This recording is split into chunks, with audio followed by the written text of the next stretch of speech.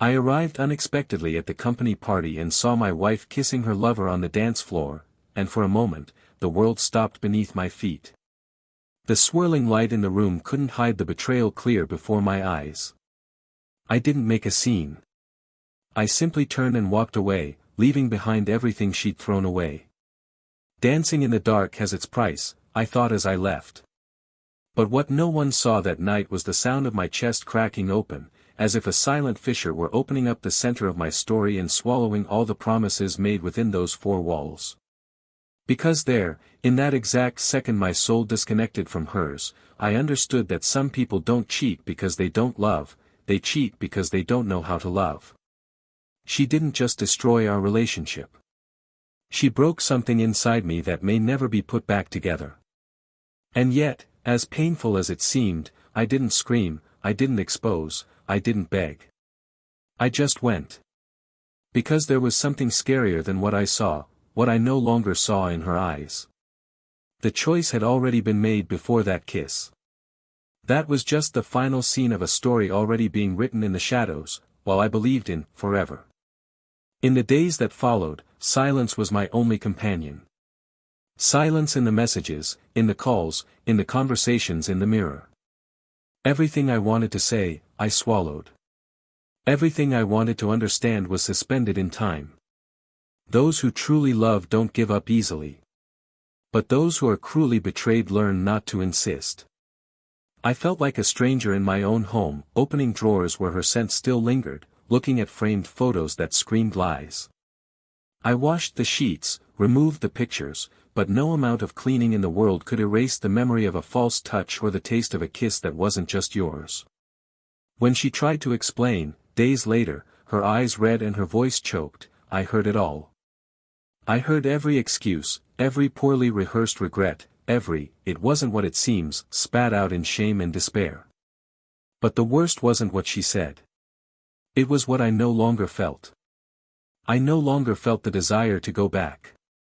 She told me she regretted it, that it was a mistake, a moment, that she was confused.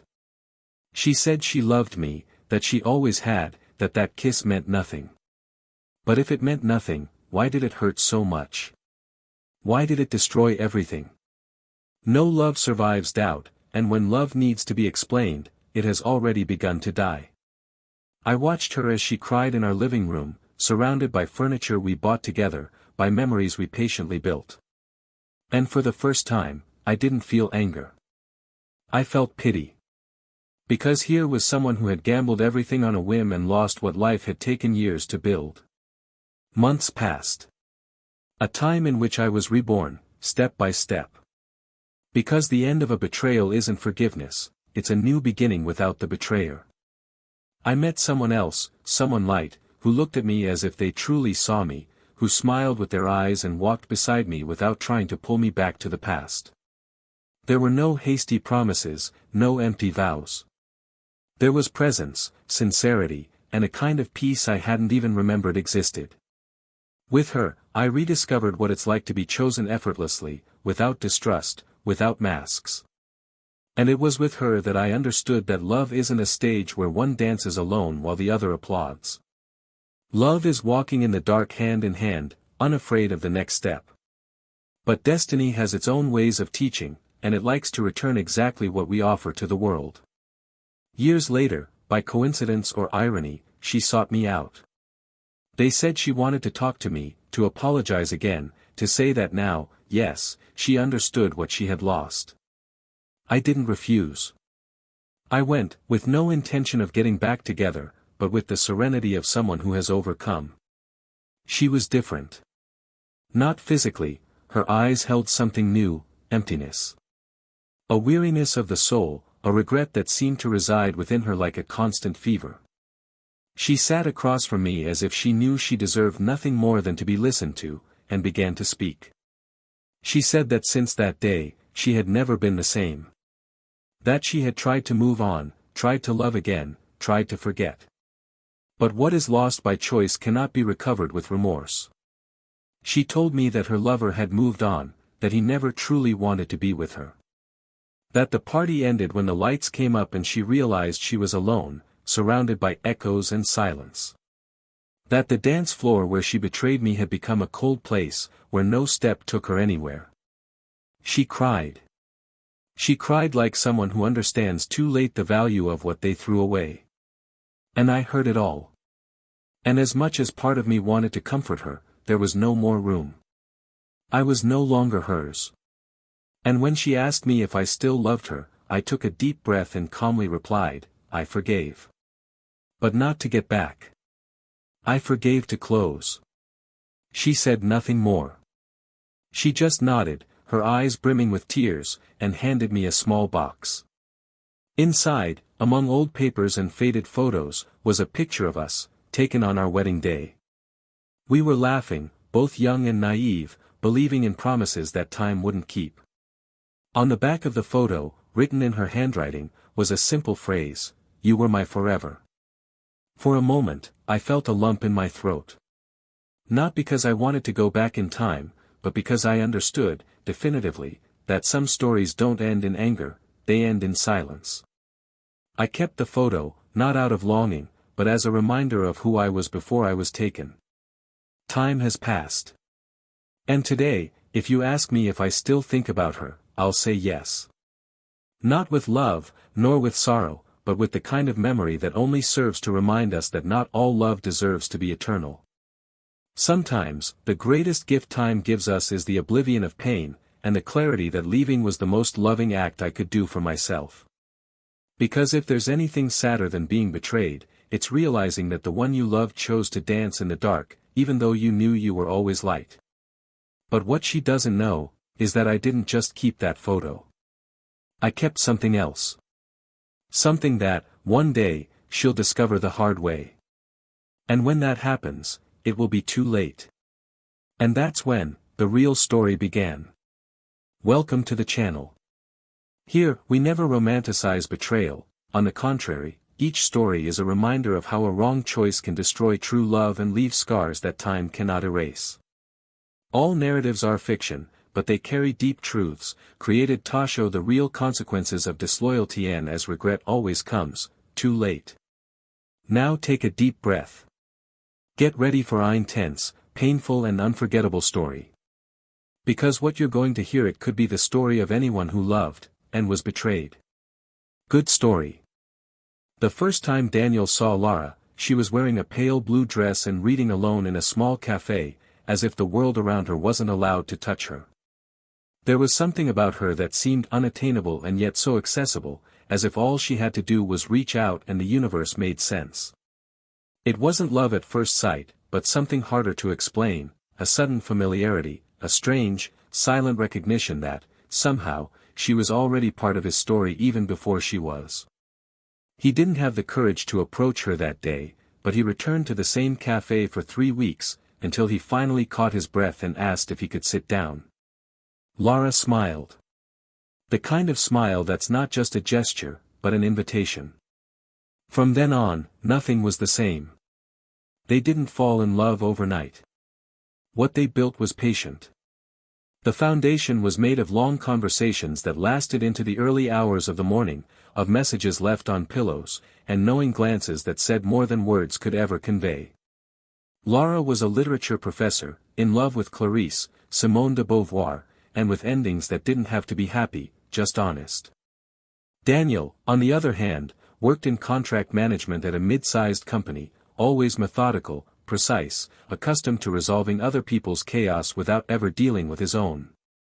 And perhaps that was precisely what brought them together. She brought lightness to his excessive control, and he offered stability to the emotional intensity that sometimes overflowed from her. They were opposites on paper, but within the same body of desire, of plans, of an intimacy that seemed to have been rehearsed in past lives.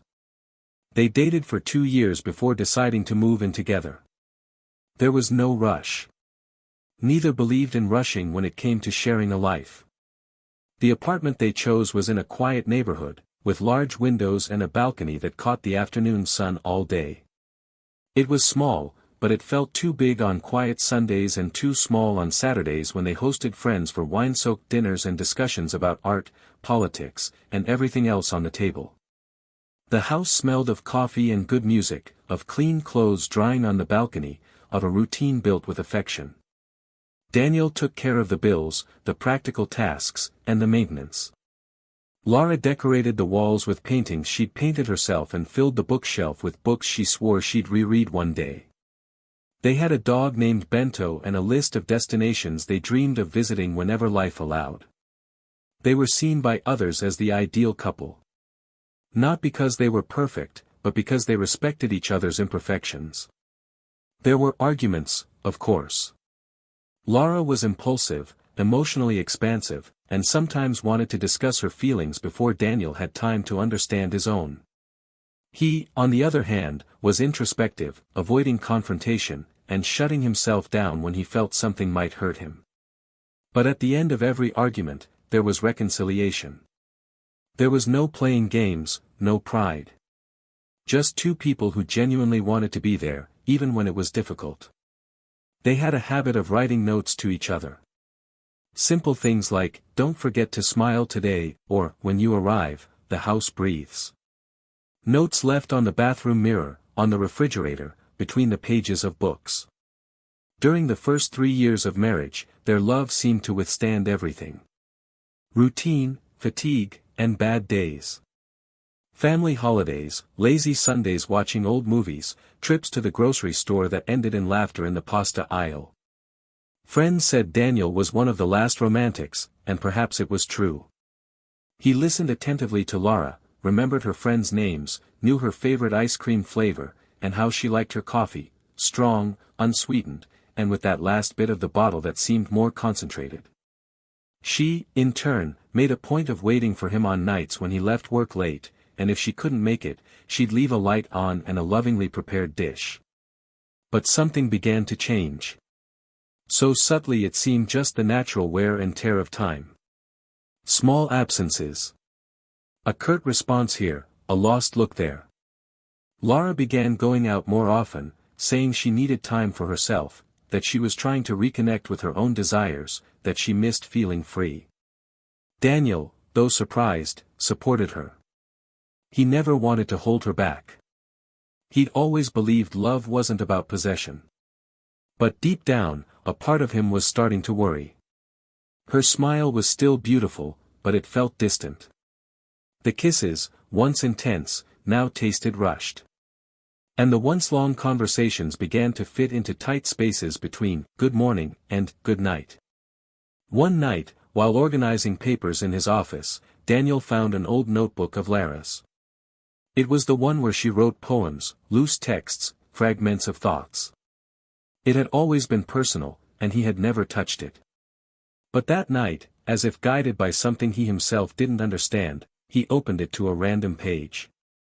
And there were words that didn't mention names, but spoke of confusion, of desire, of a silent guilt hidden behind flimsy justifications. He wasn't sure what it meant, and he didn't want to fuel paranoia. He closed the notebook and decided to believe. Because when you love, doubt is a poison that slowly kills, but jealousy, that is, a fire that consumes everything. Daniel kept trying. He strove to bring back some lightness, suggested short trips, and tried to revive the small rituals from the beginning of their relationship. Lara smiled, saying everything was fine, but her gaze seemed to reside elsewhere. There were no arguments, no accusations. There was silence. A silence that doesn't scream, but suffocates. And yet, he continued to choose to stay. Out of love, out of faith, out of hope. And perhaps also out of fear. Fear that by facing the truth, everything would fall apart. That year, Daniel's company party was held with a certain pomp. It would be held in an elegant hall, with a live band and exquisite food, all planned to celebrate a cycle of growth for the organization. He, as one of the oldest managers, would have a prominent position. He invited Lara, as he did every year, and she said she might not be able to go because of a prior commitment. He didn't insist.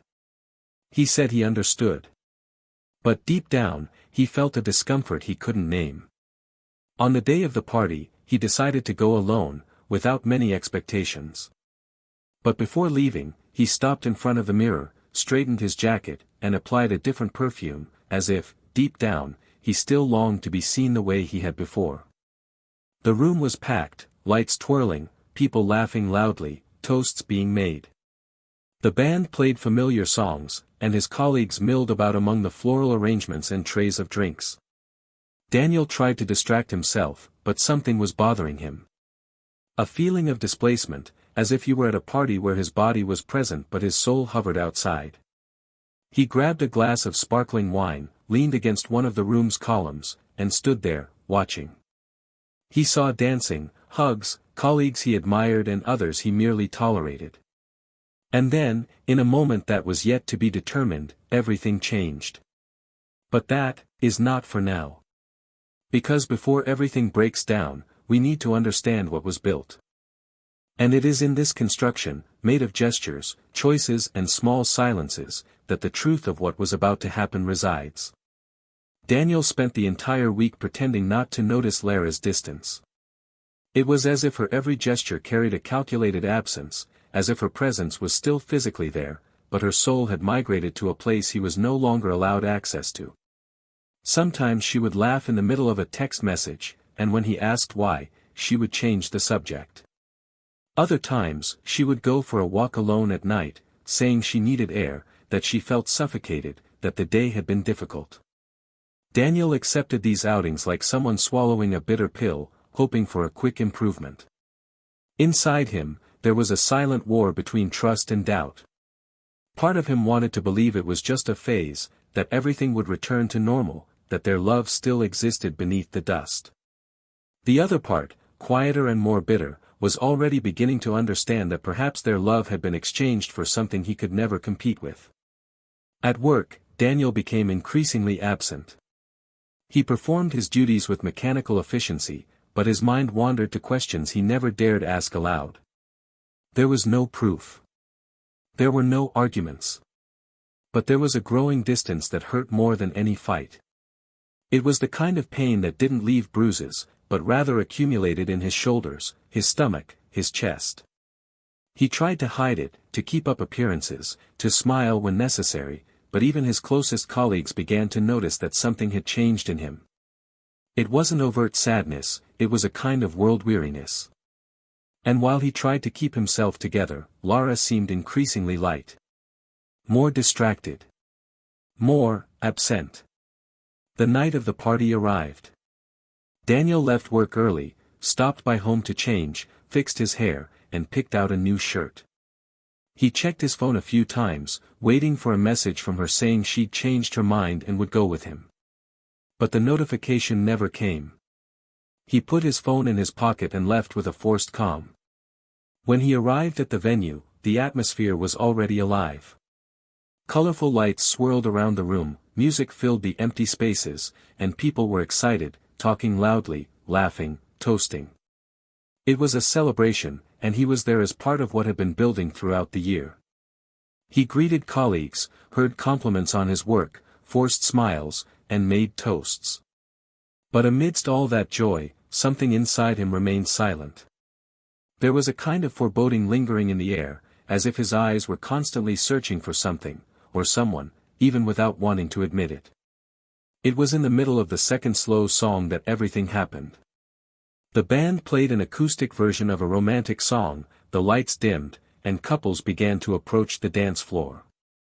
Daniel stood by the bar, watching.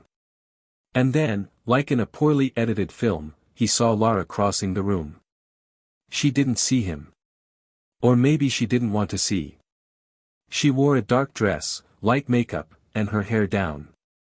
She looked stunning. But she wasn't alone. Beside her, a man smiled. A familiar face from the corporate world, someone Daniel had exchanged brief words with in previous meetings. They walked together, talking quietly, intimately. And before Daniel could comprehend what he was seeing, she pulled him by the hand to the center of the dance floor. What followed was a scene that would forever be etched in his memory, the kiss. Long, intense, blatantly public. A kiss that left no room for doubt. At that moment, the world stopped. Not literally, of course, but inside him, everything went silent. The noise of the music dissolved, the voices around him faded, the lights blurred. It was as if time froze just so he could look directly at what he never imagined he would see. The love of his life in the arms of another man. There was no scream. There was no scandal. There was only a heart in ruins and the brutal certainty that everything had changed forever. Daniel took a step back, then another. He turned. And left. The street was cold. The night air felt heavy on his shoulders. He walked aimlessly for a few minutes, trying to organize his thoughts, trying to understand how she'd gotten there. Trying to remember the exact moment she'd stopped loving him. But there wasn't a moment. There was only now. He sat on a nearby park bench, the muffled sounds of the party still echoing in the distance. He picked up his phone and checked the screen. No message. No explanation. Nothing. As if this betrayal was already natural, as if he were the only one who hadn't yet known. In the following weeks, Daniel sank into a kind of solitude he had never experienced before. It wasn't physical silence, but the kind of absence that sets in when even memories become painful. The house felt like a replica of its former self. The paintings, the books, the old notes were still there, but they carried a distorted meaning. Bento, the puppy, felt the tension. He would stop at the bedroom door, sniff the air, and slowly return to the corner. Daniel left the lights off even during the day. He stopped listening to music, avoided his friends. The phone rang, and he didn't answer. Because how do you explain a pain you don't even understand? Lara didn't come home for the first few days. She sent a short message on the third day after the party, saying they needed to talk. He replied only, "Whenever you want," but she never showed up. During her absence, he didn't reach out. Not because he didn't want to. But because he knew any attempt at dialogue at that moment would only deepen the rift. She was the one who owed him an explanation. She was the one who carried the weight of the choice. And he only had the echo of a love that had already ended. When they finally met, it was in their own apartment. Lara arrived with a drawn face, dressed simply, her expression somewhere between guilt and fear. Her gaze searched for something that perhaps no longer existed. Daniel watched her for long seconds before saying anything. She tried to justify herself. She said she was confused, that the other man meant nothing, that it wasn't part of a plan, that it simply happened. She said she still loved him, that she didn't know how they had gotten to this point. But her words sounded fragile, disconnected from reality. Daniel just listened. He didn't interrupt. He didn't question. He didn't shout. He just listened. Because sometimes, the pain is so deep that there's no strength left even for confrontation. When she finished speaking, he responded calmly. He said there was no longer room for them. That what she had destroyed wasn't just the trust, but the history they had so carefully built. That love is a decision, and she had chosen someone else.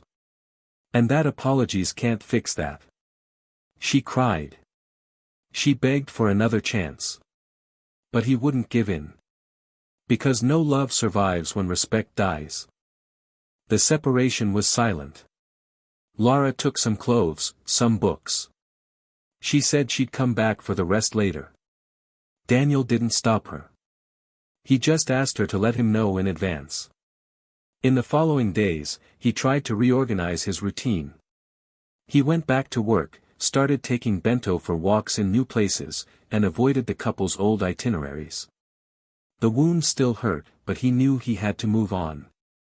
He knew no one deserved to live because of a mistake they didn't make. But there was something else. Something he didn't know yet. Something that wasn't in that kiss at the party, nor in the excuses she tried to give. A secret kept, buried under layers of silence, that would change everything again. Something she tried to hide, but that time, as always, was about to reveal. And when that secret came to light, nothing would ever be the same again. The silence between them had become permanent, almost comfortable in its own strangeness. Lara hadn't returned to the apartment, but she kept in touch with Daniel spastically, sometimes sending long messages, other times short and evasive. There was something in her words that felt unfinished, as if she held a final truth, a burden she hadn't yet had the courage to lay bare. Daniel, for his part, moved on with his life in small steps.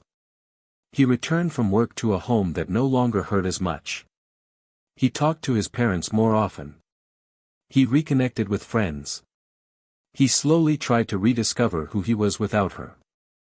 But even with the appearance of stability, there was a question that insisted on remaining there, like a taut string about to snap. What else did he still not know? It was on an ordinary afternoon, one of those when the sky seems to mirror the mood of the day, that everything began to change. Daniel was sorting through some boxes Lara had left behind, separating what would be donated and what still needed to be returned.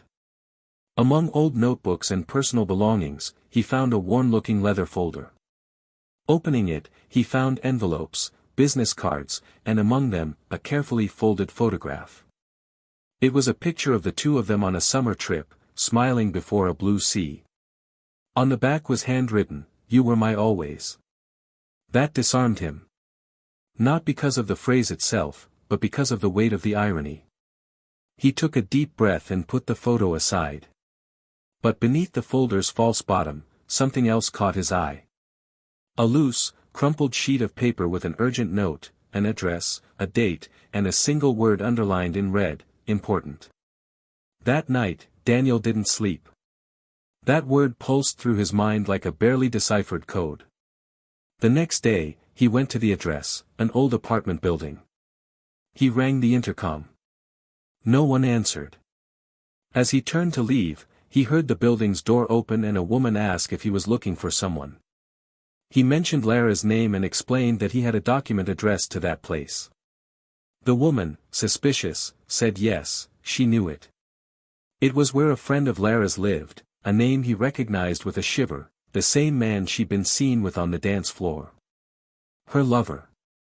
Daniel thanked her, but inside, a storm was brewing. He returned home with a queasy feeling in his stomach. There was something he still didn't know, and he was about to find out. 3 days later, Lara showed up at his door, unannounced. She looked tired, as if time had finally taken its toll on what she'd been avoiding. Daniel opened the door silently, and she entered, her eyes carrying more weight than her words. They sat at the kitchen table, facing each other, like two shipwreck survivors about to share what was left of their boat. She took a deep breath, tried to smile, but the smile died halfway through. She said she needed to tell him something. Something she'd kept bottled up for a long time, believing time would erase it, but now, finally, needed to be said. Daniel simply nodded. She began by saying that, before the betrayal took place, something was already happening. That the man she'd been seen with, her lover, hadn't just appeared out of nowhere. That he was part of a mutual circle of friends, and that during a period when she and Daniel were a little distant, they'd started talking more frequently. He listened to her, said the right things, showed a kind of attention she, at that moment, missed. Daniel kept his eyes fixed on her, steady, but his hands trembling under the table. She continued. She said she hadn't planned anything, that she wasn't looking for an adventure, but that, in a moment of weakness, she'd finally given in. And that when she realized what she'd done, it was already too late. But what she needed to say now was something else. She said that weeks before the party, she had broken up with her lover. She had discovered he was in other relationships on the side, that he was a manipulative man who used other people's weaknesses to fuel his control. Lara said she had confronted the man and decided to leave, but he insisted, threatening to expose everything, including photos and messages. And that, out of fear, she gave in once again. She said that her appearance at the party wasn't her choice, but rather a game he'd set up, a last-ditch attempt to destabilize her. Daniel listened to everything without interrupting. Until she said that, after the public exposure, her lover began blackmailing her. He demanded meetings, not for love, but for power. And that, not knowing where to turn, she gave in again, ashamed, afraid of being judged. She said the relationship became a torment, that she felt used, destroyed, trapped in a cycle she couldn't escape. Daniel remained silent. But the next revelation was the final blow. She said that, at the height of desperation, she went to his house to try to end everything, and there, she found a box. Inside were several copies of her personal documents, as well as Daniel's. Copies of company contracts, passwords, intimate photos, recordings of conversations. Lara discovered that the man wasn't with her by chance. That it had all been premeditated. That he was involved in a blackmail scheme with other women at the company, always aiming for future gain. But that with her, everything got out of control. And that out of shame, she never told anyone. That she kept the secret to herself, hoping that time would erase everything. Daniel got up from the table and went to the window. He looked out at the street as if searching for a place to let go of his pain. He simply said that if she had told him sooner, perhaps everything would have been different. That he could have helped, protected, understood. But now there was a distance no explanation could bridge. Lara wept. She said she knew that. And that she wasn't there to ask for forgiveness, because forgiveness, she knew, was impossible. She was there simply to tell the truth, because she could no longer bear the weight of silence. He didn't answer right away. He stood there, motionless, his eyes fixed on a point even he couldn't see. Finally, he said that the worst part wasn't the betrayal, nor the pain, nor the exposure. The worst part was discovering that, all that time, he'd loved someone who no longer existed. That he'd been alone in a phantom love. Lara tried to take his hand, but he pulled away. He said he needed to be alone. She respected that. She stood up, grabbed her bag, and before leaving, looked at him with an expression of someone who knew she'd never be looked at the same way again. In that moment, Daniel understood he had lost something much greater than a marriage. He had lost his hope, his confidence, the foundation of his own story. But at the same time, something inside him was freeing itself. Because now, finally, he knew everything. And even with his heart in tatters, the clarity brought a strange sense of peace. But fate, silent and precise, still had one more piece to move on the board. And that piece would, once again, change the course of everyone's lives. Daniel spent that night awake, without turning on the lights, just sitting on the couch, his eyes fixed on the darkness of the room that seemed to finally match what remained inside him. It was as if, upon hearing all of this, every piece of his story had been ripped out and returned out of order. Betrayal was no longer the center of his pain. It was the fantasy of having been made a puppet in a dirty game, unknowingly. The love he once felt for Lara now seemed like a distant memory, not for lack of feeling, but because everything that sustained that love had crumbled under the weight of the secret. He tried to understand what hurt more, the long lie or the belated truth. But perhaps it was the sum of both. He felt as if he had been excluded from his own story, as if the decisions that changed his life had been made away from him, as if his trust had been treated as an irrelevant detail by those who supposedly knew him best. In the following days, Daniel decided to distance himself from anything that could serve as an anchor to the past. He requested a vacation from work, disconnected from messaging groups, avoided calls. He packed his bag without a fixed itinerary and left the city with Bento in the back seat of the car.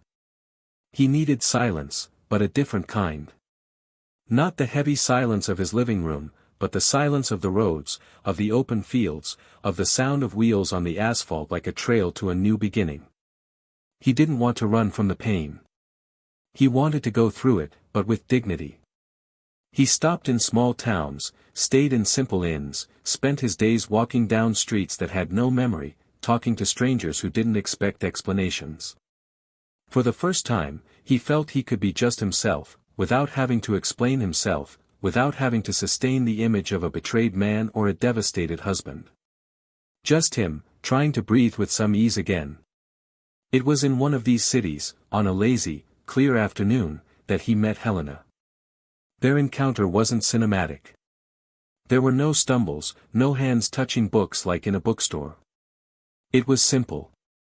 A coffee, a light conversation about the hike he planned to take the next day, and an unpretentious exchange of smiles. Helena was unlike anything he'd ever met. Not because she was better or more interesting, but because she expected nothing from him. She had no expectations, no projections. She listened. And there was something about her that seemed to understand his silences, not in a rush to fill them, but with a calm presence that made them bearable.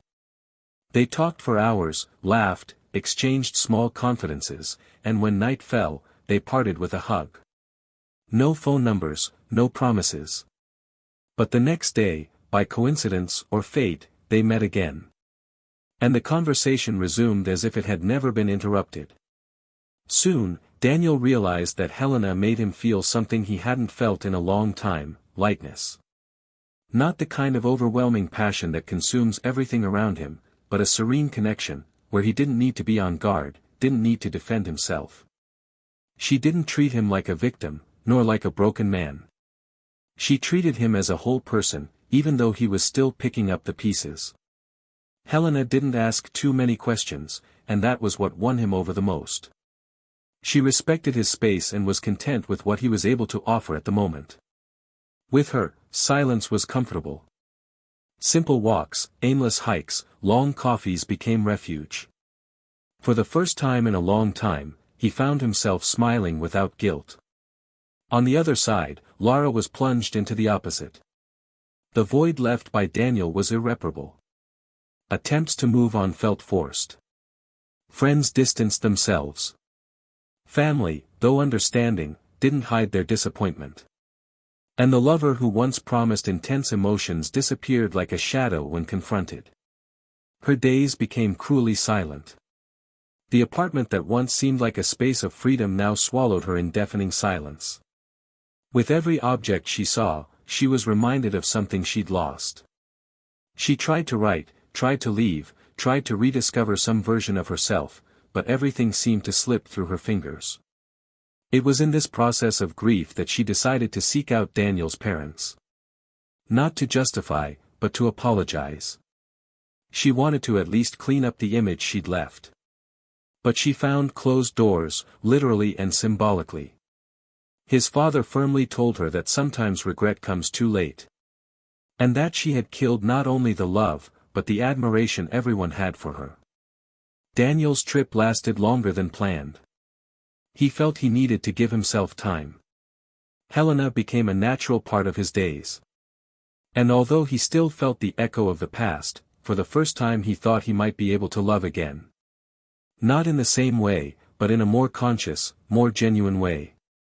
They grew closer without pressure, without needing to label.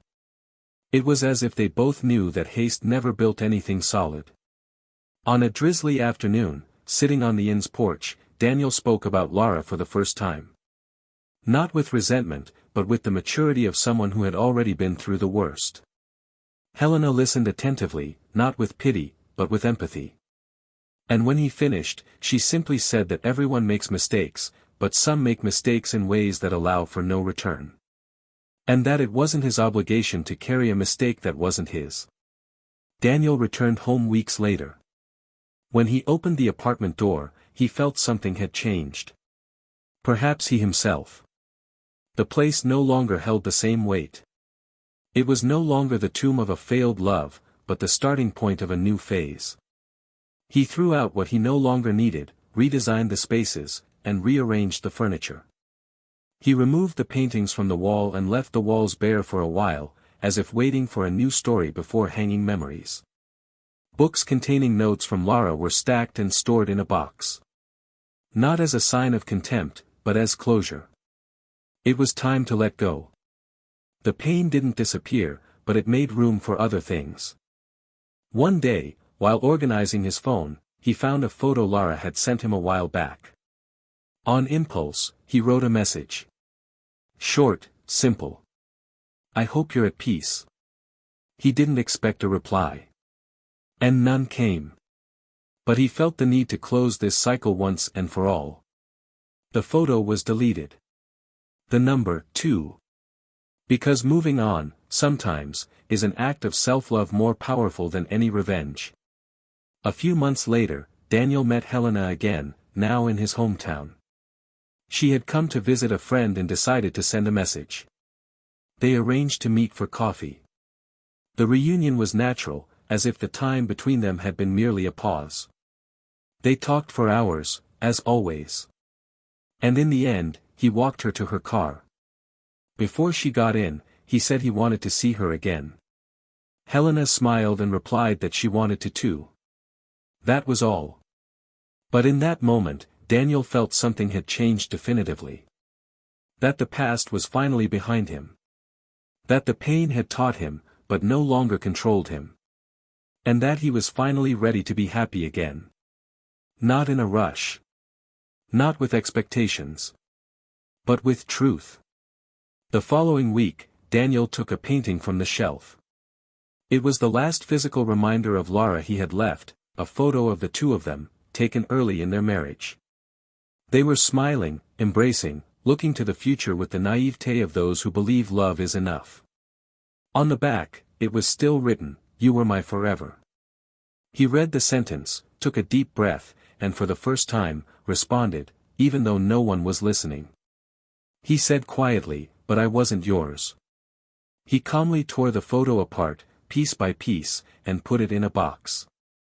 Then he went for a walk with Bento down the street where that story had begun. The difference was that now he didn't look back. And it was in that simple gesture, without tears, without speeches, that Daniel finally freed himself. Because a true new beginning doesn't happen when someone else asks for forgiveness. It happens when we forgive ourselves for having stayed for so long where there was no longer love. The air felt lighter since that morning when Daniel tore up the last photograph, not as an act of anger, but as a silent ritual of closure. It was as if, by destroying that image, he had also dissolved the last illusions, the last remnants of a past that no longer deserved a place in the days to come. Yet, liberation didn't come suddenly. It came slowly, silently, in small choices that gradually formed the foundations of a new version of himself. And it was in this new era that he began to rethink the definitions of love, loyalty, and, above all, dignity. He no longer wanted to build relationships based on empty promises or fears disguised as passion.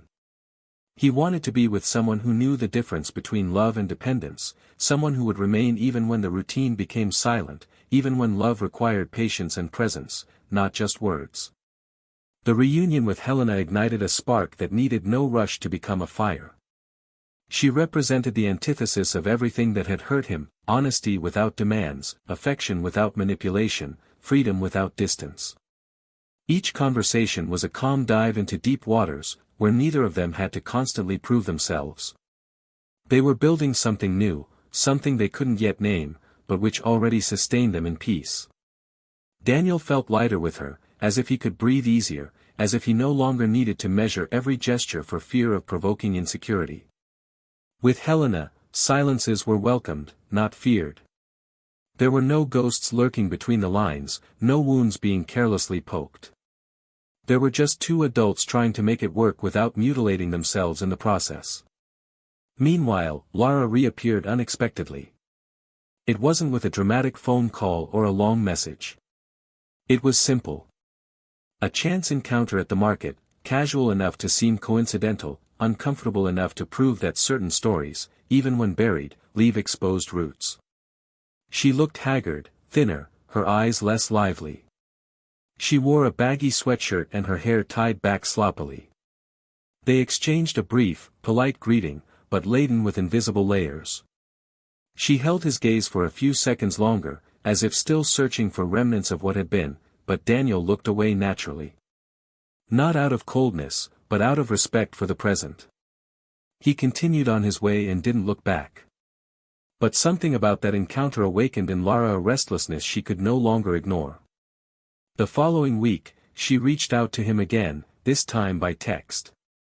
She said she didn't want to get back together, that she didn't expect reconciliation, but she needed to talk.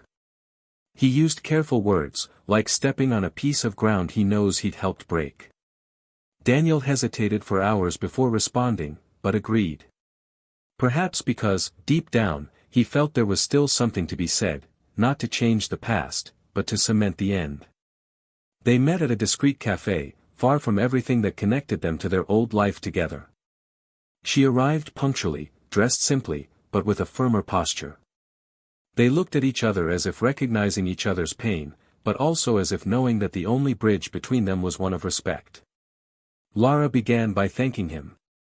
She said she knew nothing she said would change the facts, but she needed to lift the weight of her omission.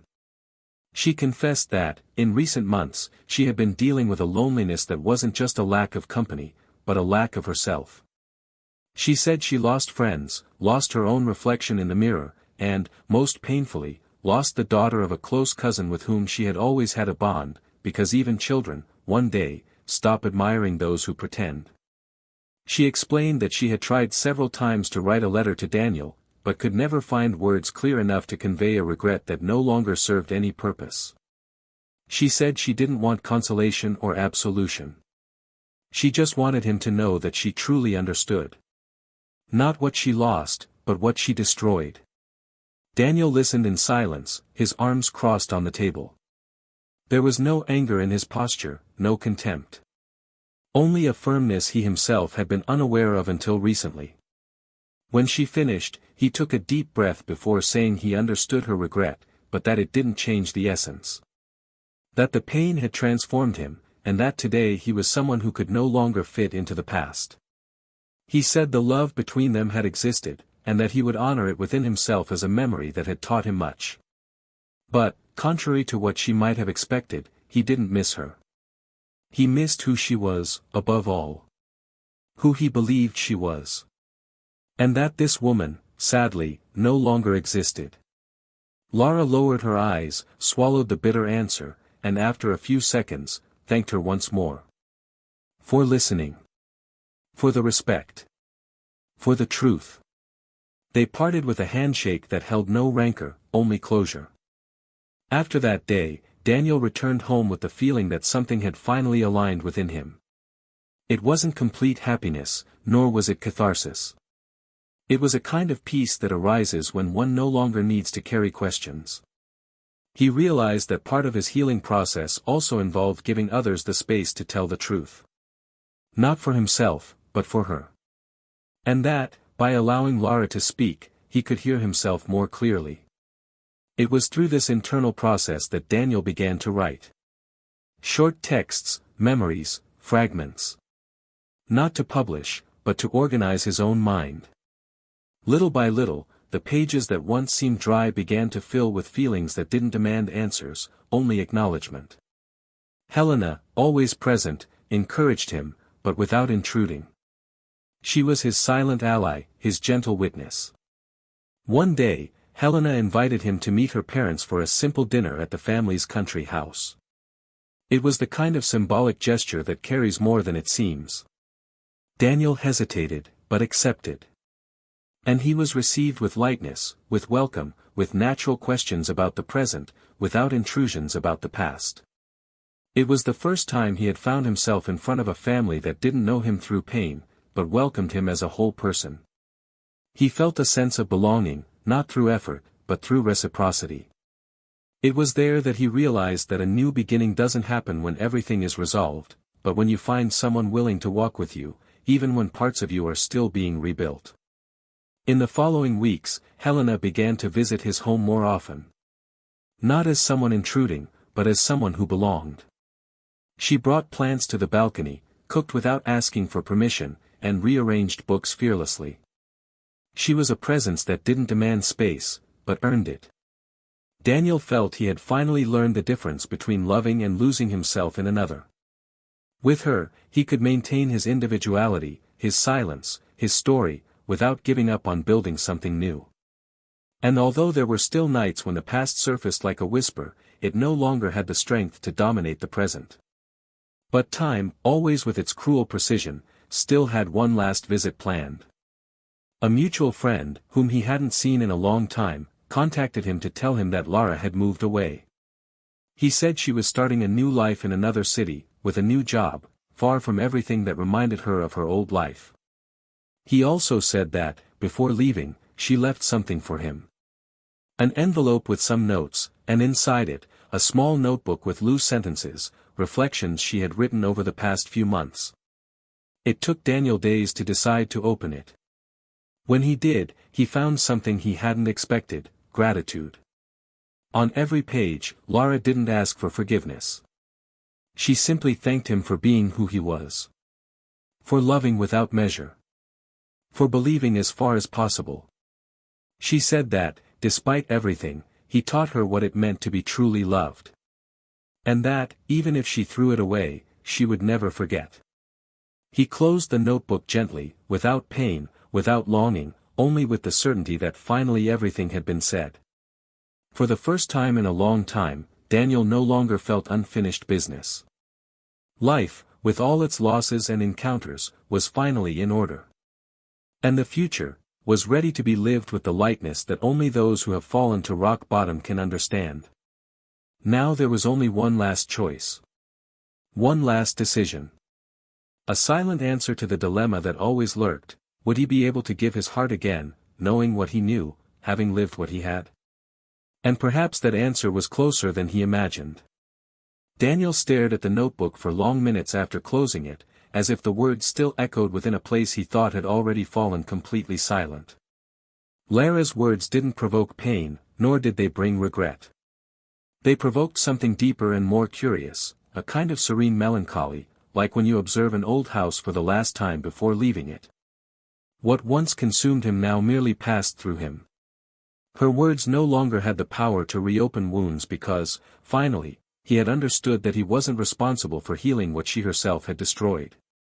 The love he felt, the history they shared, all had their place, not in the present, but in memory. A memory he had chosen to carry with respect, but without weight. That night, Daniel chose not to put the notebook away. Instead, he left it on the living room table, as if admitting there was no longer any reason to hide the past, but also no reason to protect it. He had overcome not only the end of the relationship, but also the false idea that he needed to forget in order to move on. The truth is, some pains don't go away. They just transform, mature, become lessons. And in his case, the lesson was clear: never again accept emotional crumbs. Never again give yourself completely to someone who only gives the most convenient part of themselves. He had learned, the cruelest way, that fidelity isn't about not cheating physically, it's about not allowing the other person to carry the weight of the relationship alone. Helena was present during this closure process, but at no point did she try to interfere. She knew when Daniel's silence was necessary, and so her presence never suffocated him. Quite the opposite. She helped him breathe. With her, he could be vulnerable without fear of weakness. And that made all the difference. One weekend, they decided to travel together for the first time since their relationship began to deepen. Helena suggested a place surrounded by nature, far from any previous memories. A cabin surrounded by trees, with a balcony overlooking a lake. There, the two allowed themselves to live a reality without ghosts. They laughed at simple things, cooked together, shared silences, lingering hugs, and talked about the future, without fear of uttering that word. During one of these conversations, sitting in front of the fireplace, with the sound of the wind outside filling the gaps between sentences, Helena asked if Daniel still believed in love the way he had before. The question came lightly, without pressure, but loaded with meaning. He took a moment to answer. Not because he didn't know, but because he wanted to give the words the right weight. He said he no longer believed in idealized love, the kind that ignores flaws and expects perfection. But he believed, more than ever, in real love, the kind that requires effort, patience, presence, and honesty.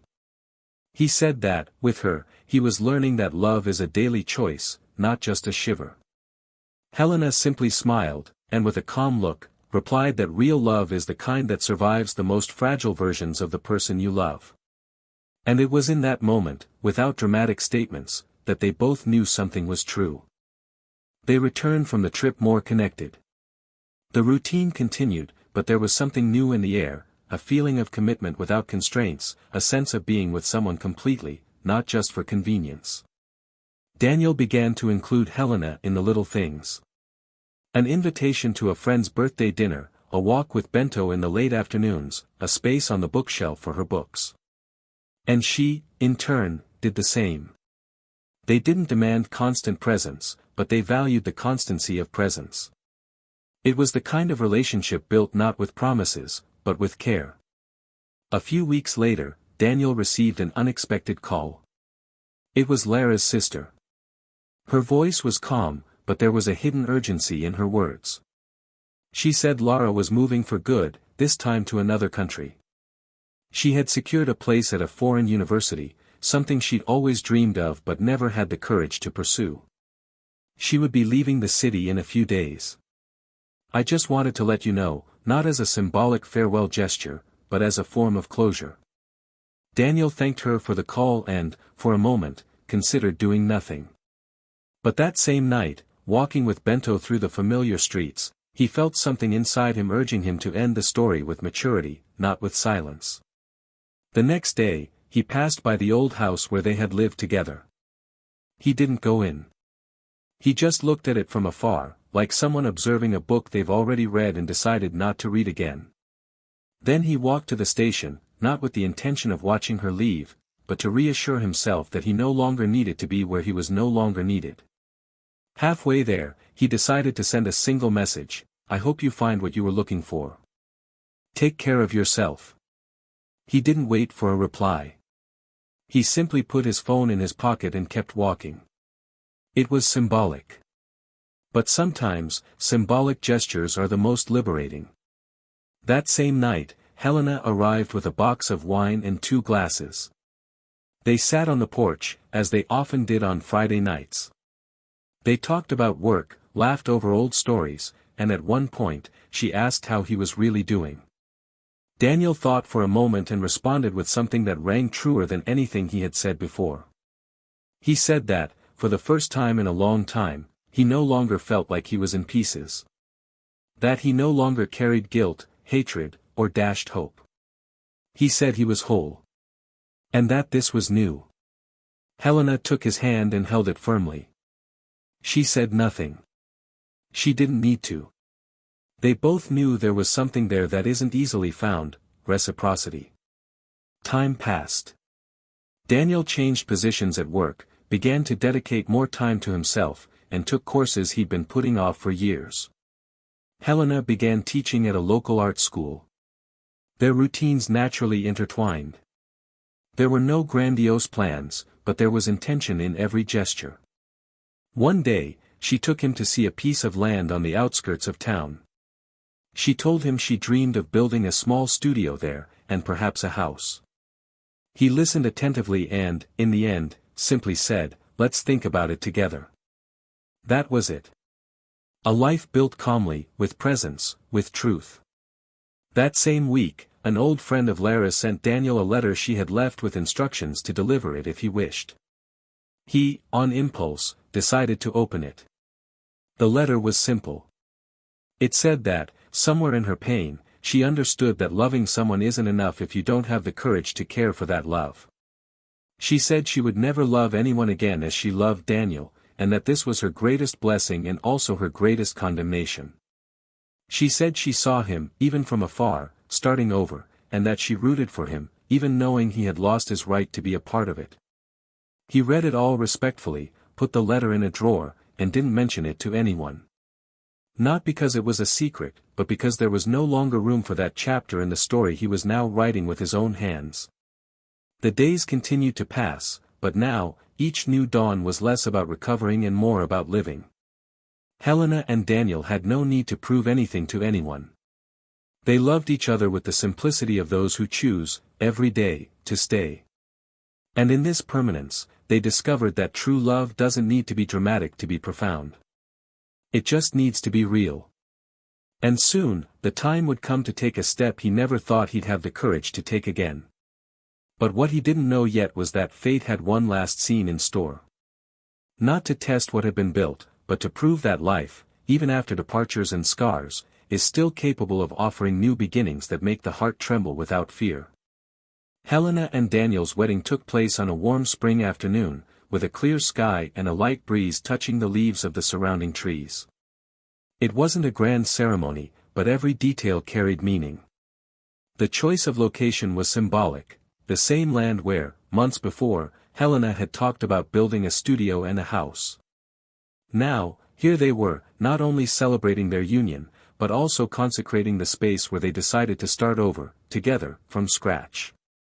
There were no luxuries, no empty promises, just the presence of the few who truly mattered, bearing witness to a love born from the rubble of old pain, but as strong as ever.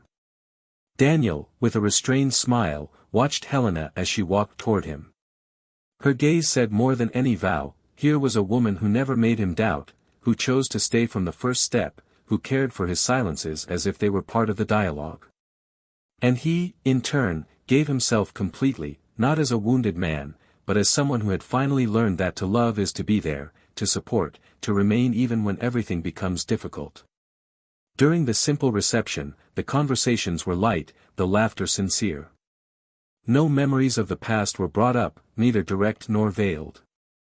Everything there was about the present and what would come next. Bento ran freely among the guests, as if he too understood that this moment was the beginning of something secure. Later, when everyone had left, the two sat on the porch, barefoot and facing the sunset. Daniel held Helena's hand firmly and said that, for the first time in his life, he wasn't afraid of tomorrow. Helena simply looked at him tenderly and replied that, together, they no longer needed to protect themselves from the future, they could build it. And in that moment, silently, Daniel knew he would never again set foot on shaky ground. Because love, he had learned, isn't what makes you restless, it's what finally gives you peace. Meanwhile, elsewhere, far enough away to avoid crossing paths, Lara followed a completely different path. The move to another country, made amidst so much emotional wreckage, wasn't an immediate rebirth. For months, she lived with the weight of her own conscience as her only faithful companion. There were no more attempts to justify herself, no desire to talk about what happened. The woman who once relied on elaborate speeches now learned to live with the silence that comes after definitive losses. The new city didn't know her, which gave her the opportunity to be, at least, a less wounded version of herself. She began teaching at a mid-sized university, and in her spare time, she wrote short chronicles in old notebooks she never showed to anyone. In one of them, she described the kiss that destroyed everything. She didn't romanticize it, she didn't blame anyone, she simply wrote with the coldness of someone who understood that the greatest betrayal isn't against another, but against herself. And it was in this bitter lucidity that she found a kind of stability. She lived alone, without expectations, without many ties. Sometimes she dreamed of her old house, of Sundays filled with the scent of coffee, of Daniel's eyes resting on her as if nothing else in the world mattered. And she always woke with an emptiness in her chest that wasn't longing, it was the knowledge of what would never return. She never tried to look for him again. She didn't even reply to the last message she received from him. She preferred to keep that gesture as the only remaining shred of dignity, a wish for peace from someone who, even wounded, knew how to forgive. But she didn't forget. And that was her punishment, remembering, every day, what she lost for a moment that wasn't even real. The lover, in turn, met a less reflective fate. His involvement in other cases of manipulation and blackmail was finally discovered by one of the victims, who decided to bring him to justice. The investigation uncovered archived conversations, photos, recordings, and names that had previously been hidden. Although Lara never reported the matter, her name appeared among the documents. Not as an accomplice, but as another piece used in his puzzle. The scandal didn't reach public proportions, but behind the scenes at some companies, the story spread like a warning. He lost prestige, lost his place, and became shunned by those who once revered him. He tried to rebuild his image in other circles, but the trail of destruction he left was too great to ignore. He became a shadow of his former self, drifting between unfinished projects and shallow relationships, incapable of maintaining any bond that didn't involve self-interest.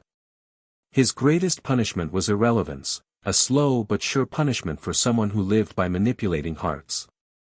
Over time, Daniel and Helena gave new meaning to the life they built together. Their house grew, her studio began to accept students, and he began writing again, now without needing to hide the pain between the lines. He wrote about love, about overcoming, about choices. He didn't name names, he didn't detail the events. But anyone who read it knew there were profound truths within, drawn from a true story. One day, during a class, one of the students asked Helena if she truly believed in new beginnings. She replied that not only did she believe, but she slept every day next to the proof of it.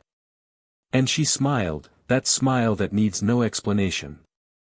The story that seemed to have begun with betrayal ended with the certainty that true love is the kind that endures chaos, but only blossoms where there is truth. Daniel no longer needed to look back. The wounds healed, but he bore the scars like medals of someone who faced everything and still chose to love again. Not out of naivety, but out of courage. And Lara, even from a distance, knew that her greatest lesson was losing someone who, even after being hurt, was able to wish her peace. And now, I want to hear from you. What did you think of this story? Comment below. Have you ever experienced or witnessed a similar situation? Let's chat in the comments. And if you enjoyed this intense plot, subscribe to the channel, activate the bell, and share it with someone who needs to hear this story. Every week we have new stories that reveal what real life often hides. This story makes a clear point: betrayal doesn't just destroy relationships. It corrupts bonds, affects families, kills admiration, turns love into distrust, and, even worse, makes good people lose their ability to trust. Nothing is worth more than truth and respect within a relationship. When someone betrays, they don't just break an agreement, they shatter the foundation that supports two lives. And remember, this channel will never romanticize or condone any kind of cheating. The stories here are fiction, but the consequences are real. Thanks for following along. See you next time.